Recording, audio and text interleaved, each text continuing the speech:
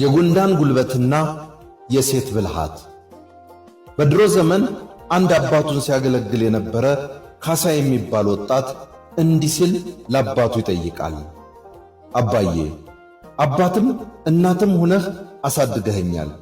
እኔም እስካሁን እያገለገልኩህና እየጦርኩ ቆይቻለሁ። ስለሆነም መርቀኝና የራሴን ሕይወት ልጀምር ነው ይለዋል። አባትም ልጄ፣ እንዳንተ አይነት ልጅ ፈጣሪ ስለሰጠኝ ሁሌም እያመሰገንኩ ኖሬያለሁ። እናም ለአዲሱ ሕይወትህ የጉንዳን ጉልበትና የሴት ልጅ ብልሃት ይስጥህ ብለው ይመርቁታል። ካሳም ብዙ ምርቃት እመረቃለሁ ብሎ ነበርና እንዴት ካልጠፋ ምርቃት እንደዚህ ይሰድቡኛል አባቴ በማለት ድጋሚ አባቱን ዞር ብሎ ሳይመለከት ከትውልድ ቦታው ብዙ ቀን ተጉዞ ይሰደዳል። እናም አንድ ቀን መንገድ ላይ አንድ ሽማግሌ ያገኛል። ልጄ የት እየሄድክ ነው ብለው ካሳን ሲጠይቁት ካሳም የት እንደሚሄድ አላውቅም በማለት ይመልስላቸዋል። ሽማግሌው በመገረም ለካሳና እስኪ ቁጭ በል እዚህ ይሉትና ካሳም ከሽማግሌው አጠገብ ይቀመጣል። ከየት ነው የመጣኸው? ካሳም የመጣበትን ነገራቸው። የተናደድክ ትመስላለህ ሲሉት አዎን ተናድጃለሁ ይላል።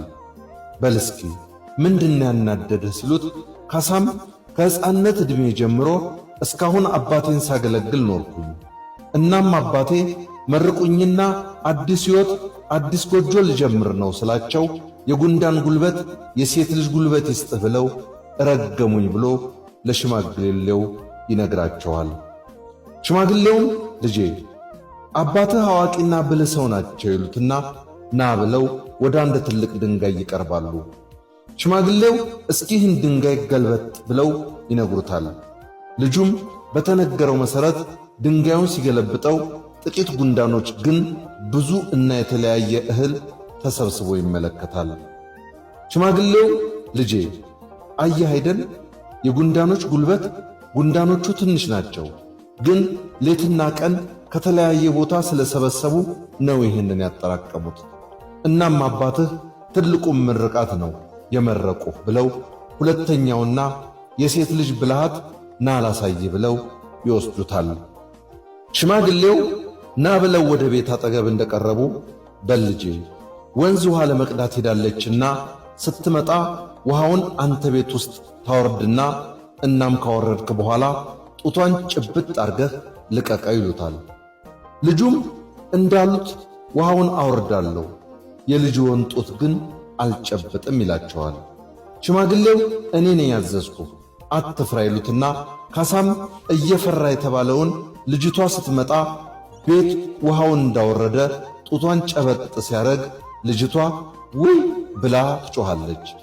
አባትም ውጭ ሆነው ምን ነው ብለው ይጠይቃሉ። ልጅቷም ትንሽ ዝም እንዳለች እንስራው የውሃ መያዣው ተሰብሮ ነበር በማለት ለሽማግሌው ትናገራለች።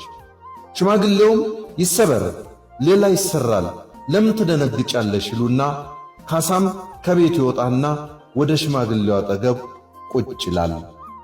አየህ ልጄ ጡቴን ያዘ ብላ ያልተናገረችው ችግር እንዳይፈጠር በማለት የፈጠረችው ብልሃት ነው።